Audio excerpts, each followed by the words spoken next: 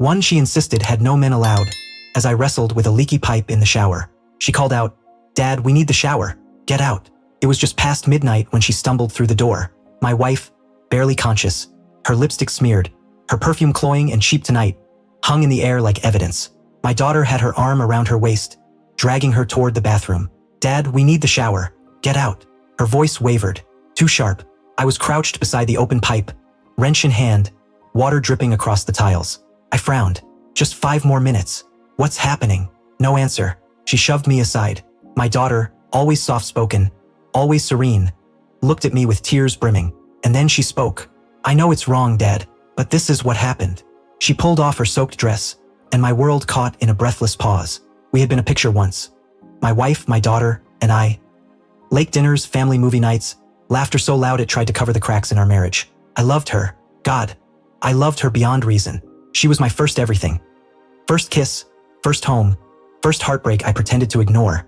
I worked overtime, built a life she didn't have to fight for. Every nail, every paycheck was my silent promise. "You're safe here," but safety never satisfied her. She craved excitement. I mistook her restlessness for a lure. I was a fool masquerading as a husband.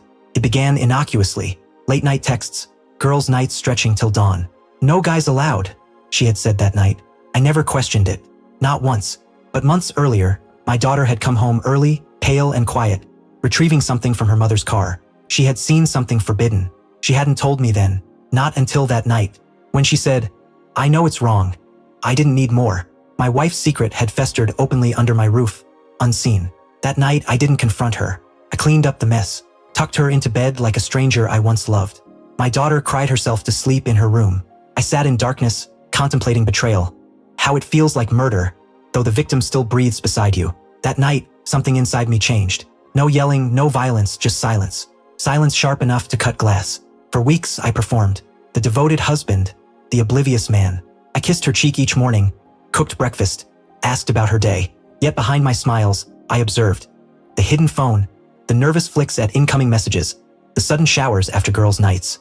I installed small, undetectable legal cameras, motion-activated, cloud-linked, unknown to her. It didn't take long. Within a week, while she was at a friend's, my phone pinged. I watched her bring a man into our home, into my bed, the same bed my daughter once climbed into during thunderstorms. The man wasn't a stranger. He was someone I had called a friend. That night, sleep was impossible. I planned, precise, cold, surgical. I moved money silently, every joint account, every investment. Now I had proof. Videos, texts, timestamps. Enough to bury her in court and shield my daughter from shame. But revenge wasn't about law. It was about exposure. About watching her facade crumble in front of those she deceived. I waited for the perfect moment. Our anniversary. The ideal celebration of everything she ruined. I rented a hall, invited friends, family, colleagues. She believed it was a vow renewal. I said I wanted to start fresh. She wore white, a mistake she would regret. As lights dimmed, I took the microphone. My voice was steady. "Tonight is about honesty," I said. "About love." She smiled nervously, proud. Foolish. I turned to the screen, pressed play. The footage unfolded. Her laughter, his hands, our bed. The hall's silence was deafening. She gasped, tried to speak, couldn't.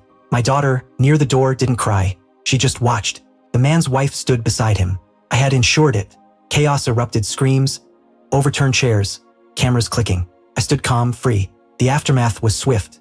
Divorce finalized in weeks. Assets secured. Her reputation obliterated. She left the city with only guilt packed in her suitcase. My daughter and I stayed, quietly healing. But she didn't know the full story. That night in the bathroom wasn't my first suspicion. I had known long before. The moment she used my name instead of honey. The cold steadiness of her lies.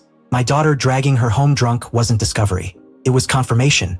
I had waited for her to reveal herself, and she did, flawlessly. Revenge isn't fury. It's patience.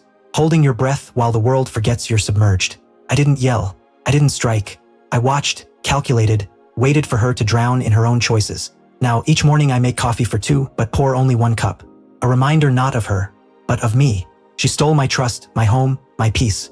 I burned her mask before the world. Sometimes my daughter asks if I miss her. I smile. No, missing implies a fragment remains inside. I buried that part the night she said, "No guys allowed."